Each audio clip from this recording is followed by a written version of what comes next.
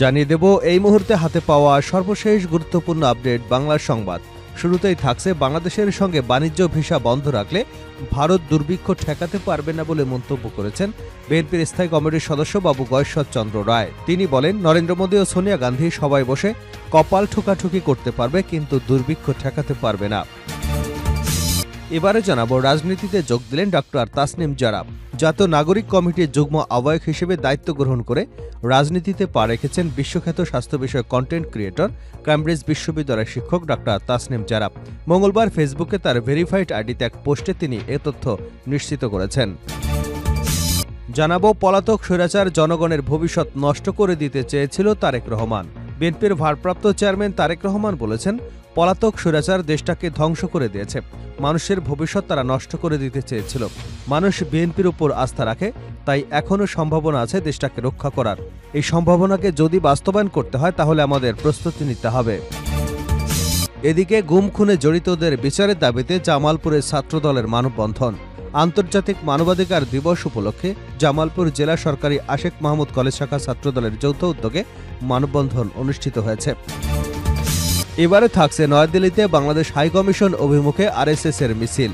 বাংলাদেশের সংখ্যালঘুদের উপর কথিত নির্যাতনের অভিযোগ তুলে ভারতের নয়াদিল্লির চাণক্যপুরীতে বাংলাদেশ হাইকমিশন অভিমুখে আরএসএস-এর বিক্ষোভ মিছিল আটকে দিয়েছে দিল্লি পুলিশ। এবং সর্বশেষ জানাবো, সিরিয়ায় তীব্র হচ্ছে ইসরায়েলি হামলা। বিদ্রোহীদের অভিযানে প্রেসিডেন্ট বাশার আল আসাদ নেতৃত্বাধীন সরকারের পতনের পর দেশটিতে বিমান হামলা বৃদ্ধি করেছে ইসরায়েল।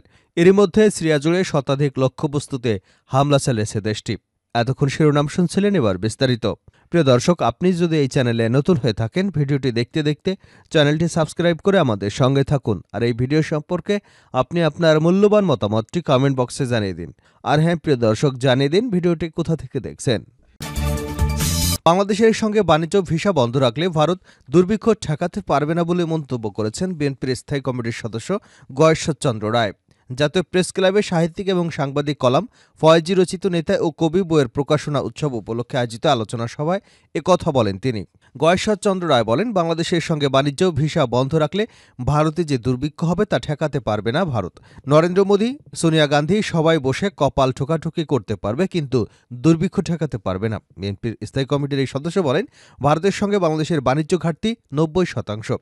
আমরা শুধু ইলিশ মাছ পাঠাই, তারা সবকিছুই পাঠায়। সুতরাং ভিসা ও এলসি এসব যদি বন্ধ থাকে তাহলে ভারতের দুর্ভিক্ষ ঠেকানো সম্ভব হবে না। গয়েশ্বর চন্দ্র রায় বলেন, আমাদের একটা পররাষ্ট্রনীতি আছে। আমরা বলেছি সব দেশের সঙ্গে আমাদের বন্ধুত্ব, কিন্তু কোনো প্রভুত্ব নয়।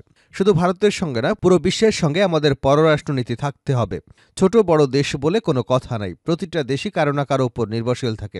আমেরিকা এত বড় একটা দেশ, তাদের অস্ত্র বানানো ছাড়া আর কোনো কারখানা নেই, কিন্তু তাদের পোশাকের জন্য বাংলাদেশ, ভিয়েতনাম সহ বিভিন্ন দেশের উপর নির্ভর করতে হয়। সুতরাং ভারত যা করছে তা নিজেদের পায়ে নিজেরাই কোড়াল মারছে। রাজনীতিতে যোগ দিলেন ডক্টর তাসনিম জারা। জাতীয় নাগরিক কমিটির যুগ্ম আহ্বায়ক হিসেবে দায়িত্ব গ্রহণ করে রাজনীতিতে পা রেখেছেন বিশ্বখ্যাত স্বাস্থ্য বিষয়ক কন্টেন্ট ক্রিয়েটর এবং ক্যামব্রিজ বিশ্ববিদ্যালয়ের শিক্ষক ডক্টর তাসনিম জারা। মঙ্গলবার ফেসবুকে তার ভেরিফাইড আইডিতে এক পোস্টে তিনি এ তথ্য নিশ্চিত করেছেন। পোস্টে ডক্টর তাসনিম জারা লিখেন, আমি জাতীয় নাগরিক কমিটির যুগ্ম আহ্বায়ক হিসেবে দায়িত্ব গ্রহণ করেছি।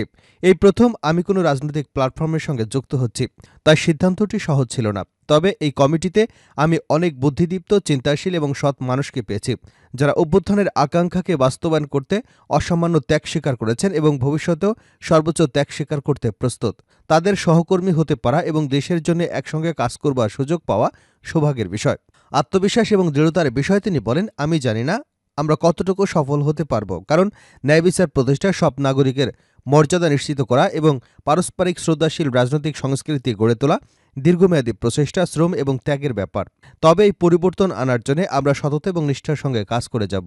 সবার পরামর্শ সমর্থনের অনুরোধ জানিয়ে আলোচিত এই চিকিৎসক বলেন, আমার জন্য কোনো পরামর্শ থাকলে দয়া করে জানাবেন, ভুল করলে তা ধরিয়ে দেবেন, আর ভালো কিছু করলে উৎসাহ এবং সমর্থন দিয়ে পাশে থাকবেন। অনলাইন প্ল্যাটফর্মে স্বাস্থ্য সচেতনতা এবং চিকিৎসা সংক্রান্ত নানা বিষয়ের তথ্য দিয়ে আলোচনায় আসেন কন্টেন্ট ক্রিয়েটর ডক্টর তাসনিম জারা।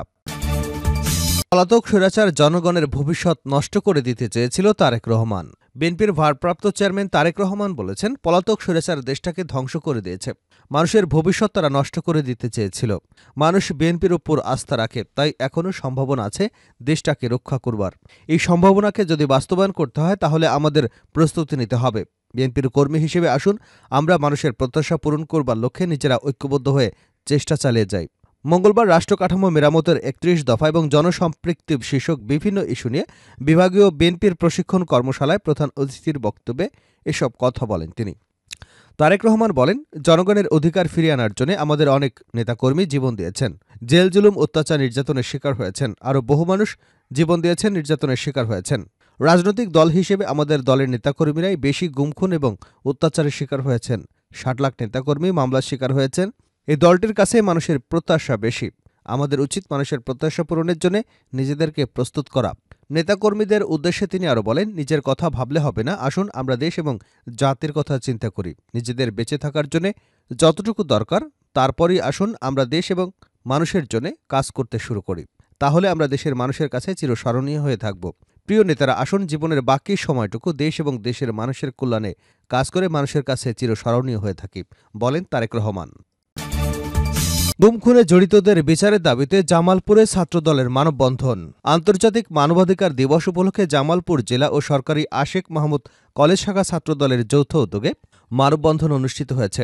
মঙ্গলবার দুপুরে বিএনপির কেন্দ্রীয় কোষাধ্যক্ষ এম রশিদুজ্জামান মিল্লাতের নির্দেশনায় এবং জেলা যুব দলের সদস্য সচিব সোহেল রানা খানের সার্বিক সহযোগিতায় সরকার আশেক মাহমুদ কলেজে মানববন্ধন অনুষ্ঠিত হয়। মানববন্ধনে বক্তারা গুমের শিকার বিএনপি এবং অঙ্গ ও সহযোগী সংগঠনের সকল নেতাকর্মী নাগরিকদের অবিলম্বে তাদের পরিবারের কাছে ফিরিয়ে দেওয়ার দাবি জানান। একই সঙ্গে এসব গুমখুনের ঘটনার সঙ্গে জড়িতদের বিচারের আওতায় আনবার দাবিও জানান তারা।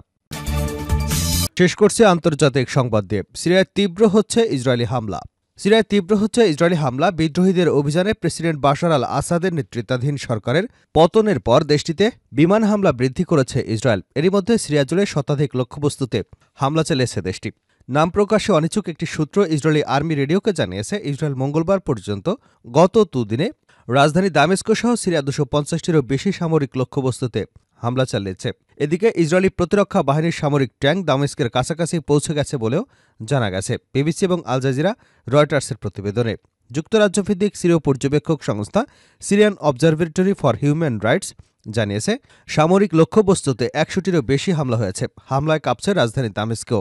স্থানীয় মিডিয়া রিপোর্ট অনুযায়ী রাসায়নিক অস্ত্র উৎপাদনের সঙ্গে যুক্ত একটি গবেষণা কেন্দ্র হামলার শিকার এবং স্থাপনাগুলোর মধ্যে রয়েছে। ইসরায়েল বলছে তারা আসাদ সরকারের পতনের পর চরমপন্থীদের হাতে অস্ত্র যাওয়া বন্ধ করতে এসব হামলা চালাচ্ছে। এসওএইচআর বলছে, গত দুদিনেও শত শত ইসরায়েলি বিমান হামলা হয়েছে, যার মধ্যে দামেস্কের এমন একটি স্থাপনাও রয়েছে যা ইরানি বিজ্ঞানীরা রকেট তৈরির জন্য ব্যবহার করেছেন বলে জানা গেছে। রাসায়নিক অস্ত্রের সন্দেহভাজন মজুদ নিরাপত্তা কিনা তা নিশ্চিত করবার জন্য জাতিসংঘের রাসায়নিক পর্যবেক্ষক সংস্থা সিরিয়ার কর্তৃপক্ষকে যখন সতর্ক করেছে তখনই এই হামলা চালানো হলো।